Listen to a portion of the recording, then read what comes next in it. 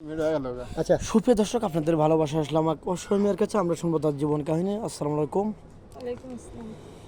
আপু কেমন আছেন?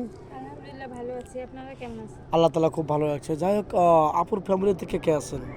আমার ফ্যামিলিতে আমার মা আর আমি ছাড়া কেউ নেই। আচ্ছা, আপনার নামটা? আমার নাম পিঙ্কি। পিঙ্কি। আপনার হোম ডিস্ট্রিক্ট কোথায়, দেশের বাড়ি কোথায়? আমার দেশের বাড়ি বগুড়া জেলা। বগুড়া জেলা না? বগুড়া কি বিখ্যাত? দই। বগুড়ার দই। ও, যাই হোক, তাহলে আপনাদের বাড়িতে আসছি, অবশ্যই খেতে পারবো নাকি? অবশ্যই। যাই হোক, দুষ্টামি করলাম। আপনার বয়সটা কত আপু? 27 বছর। 27 বছর। আপনি তো বিয়ে হয়েছিল না? জি। আপনাকে চলে আসছেন ওখান থেকে, কেউ অত্যাচার করতো, মারধর করতো? আসলে অত্যাচার করলেও থেকে যাইতাম, সংসার নষ্ট করতাম না। সে আসলে এমন একটা পর্যায়ে চলে গেছে যে সে বিভিন্ন রকম নেশা, তারপর বিভিন্ন টাকা পয়সা নষ্ট করে ফেলছে সে। মানে সব দিক দিয়ে অত্যাচার করতো, আমি সব দিক দিয়ে সমস্যা ছিল তার।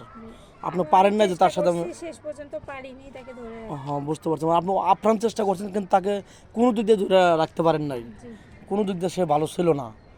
আপনার আপনার আপনার তো কোনো দোষ নেই, আপনি তো চেষ্টা করেছেন নাকি? তো এখন আপনি আবার চাচ্ছেন যে একটা ভালো একটা জীবনসঙ্গী পেতে, জীবনে আর পচা শামুকের পাও না কেটে নাকি?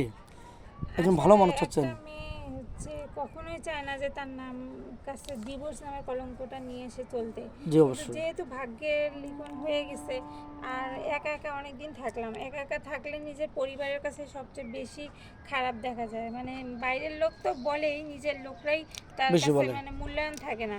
অবশ্যই। আর এইভাবে চলতে আসলে পারা যায় না, একজন জীবনসঙ্গীর দরকার। তো অনেকদিন একা থাকার পর চিন্তা করছি, যেগুলো বাবা মা বা আত্মীয় স্বজনের সাথে শেয়ার করা যায় না, সেগুলো হয়তো এই যে অনলাইনে মিডিয়ার মাধ্যমে শেয়ার করা যায়। নিজের কথা তো আর নিজে বলা যায় না নিজের মা বাবাকে। তো সেই জন্যই কোনো মাধ্যম দিয়ে শুনতে পারে আপনাদের কাছে আসলাম, যে যদি আমার এই ভিডিওটা কেউ শুনে ভালো লেগে থাকে, তাহলে অবশ্যই যেন আমাকে যদি জীবনসঙ্গী হিসেবে সব কিছু জেনে শুনে মেনে নিতে পারে, তাহলে ভাইয়াদের সাথে যোগাযোগ করবেন।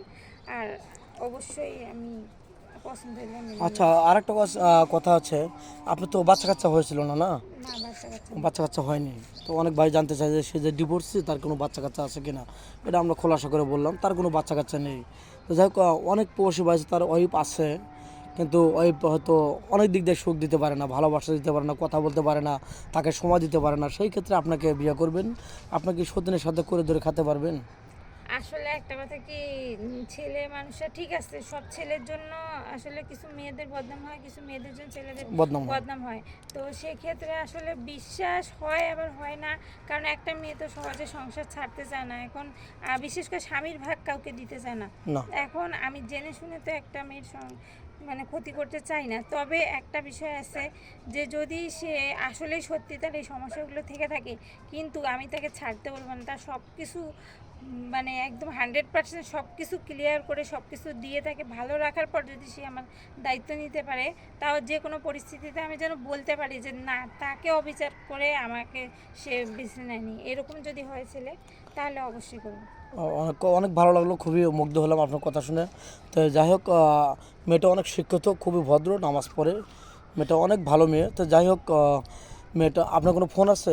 নাম্বারটা দিয়ে দেন। কোনো পার্সোনাল মেয়েটা কোনো নাম্বার ফোন নেই। নেই, আমাদের নাম্বার দেওয়া থাকবে, মানে ইউটিউব চ্যানেল কর্তৃপক্ষের নাম্বার দেওয়া থাকবে, ইমো হোয়াটসঅ্যাপ থাকবে। কেউ ভিডিও কল দেবেন না, ভিডিও কল দিয়ে ব্লক করতে বাধ্য হবো। ভালো থাকবেন, সুস্থ থাকবেন, এই সবার জন্য কামনা করি। আল্লাহ হাফেজ।